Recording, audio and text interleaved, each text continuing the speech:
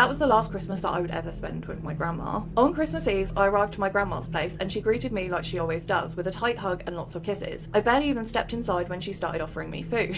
She had already made what could only be described as an all-you-can-eat buffet.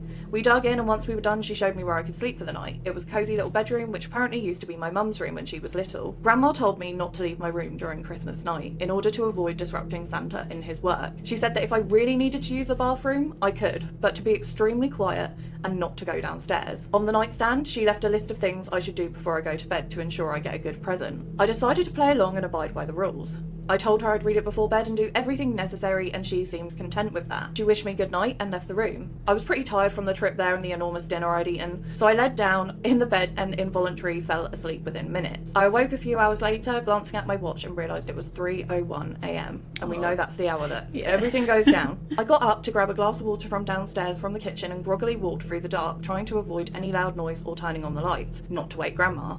I went downstairs and turned on the kitchen light. Gulping down a glass of water, I glanced towards the living room at the Christmas tree and something caught my attention under the glow of the decoration lights. There was a small plate with a tiny paper that said, "For Santa." I reckoned it was cookies and milk, but when I got closer, I realised the plate was empty and red liquid was on it. And right next to the place was a small bucket. Obviously, I found this weird and figured that Grandma may have just forgotten to put it away or something.